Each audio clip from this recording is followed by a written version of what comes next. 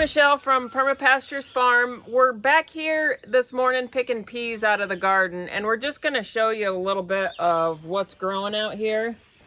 We have broccoli Romanesco. You can see some of the heads forming there. And then on both sides, we've got onions growing. What else do we have in here? It's just onions and broccoli. It looks like what do we got here at the end? Oh, that's all broccoli. And your brassicas, which are usually the ones that have problems, are doing exceedingly well. What do you attribute that to? The soil? Yes, I would say. Folks, that's why you want to make your own compost right there. So what do we got over here? So over here, we've got this oregano. We've got dill. We've got some English peas that we need to pick. And here we have some zucchini. So this looks like a lot of disorder to a lot of people. What would you attribute that to? Well, it kind of is disorder, because what happened is these potatoes started growing. Obviously, we didn't clean the beds out very well when we harvested potatoes last year. So these came back, so I just let them grow. But I planted zucchini around them, and I've just been pulling them back, trying to give the peas room and the zucchini room. You can see there's more zucchini growing down here. Oh yeah, what do we got here? I see a little orange. So yep, there's yellow, some whatever zucchini that growing. But I'm just letting those potatoes grow, and then I'm just gonna harvest them. We'll probably only get a few of them, but it's a few potatoes we can eat. Well, those were volunteers from last year, right? Right. Okay.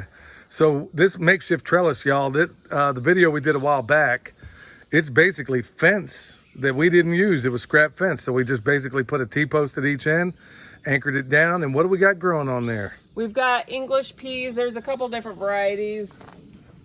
Green Arrow, I think, is one of them.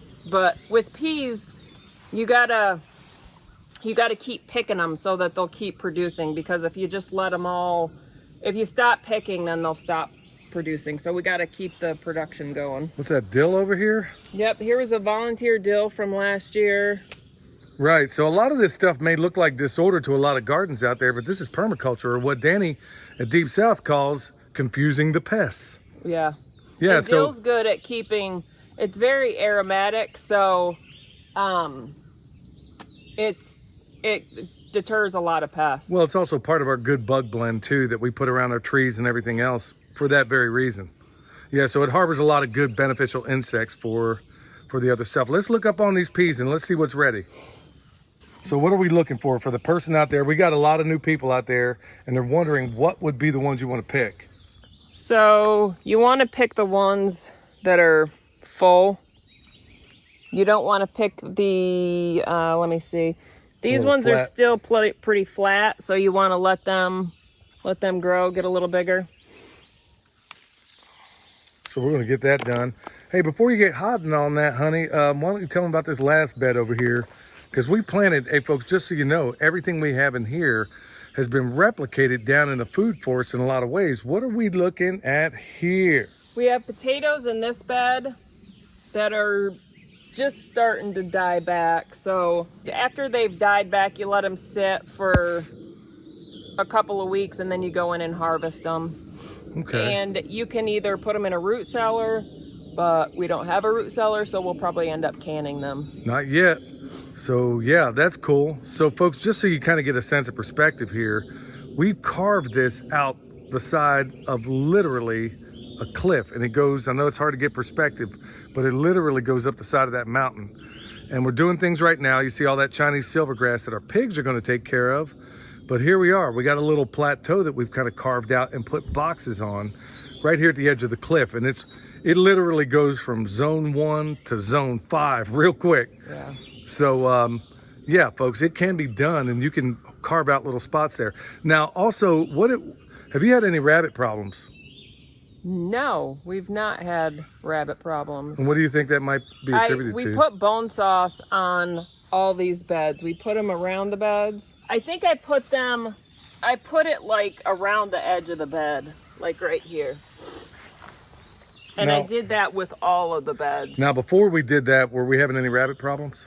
Yeah, we were. Yeah, they were jumping up in there. So apparently that bone sauce, okay, we got no deer. We got rabbits. We got plenty of rabbits, but they're not here. Yeah, they're not messing with the garden beds. At all. So that is really, really cool. So you're going to go ahead and do your little harvest here, and then we'll come back to it, right? Okay, honey, what do you got for a harvest today? All right, so we only had a few peas. They're just starting to produce, so we only had a few right now. Now, the folks that are getting into this, what would you recommend in terms of literature that they might want to examine?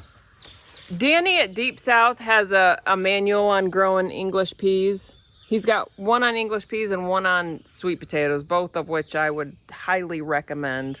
And you can get that at their Etsy store. Yeah, you can go to their YouTube channel, and then in their description they have links to the stuff they have for sale. Now, regarding the stuff that's in the soil, I mean, what's our go-to reference? I mean, this is by and large, I recommend this book to anybody. Right here, y'all. One Straw Revolution by Mr. Fukuoka. Genius, Japanese genius from way back who was doing permaculture before there was a name for it.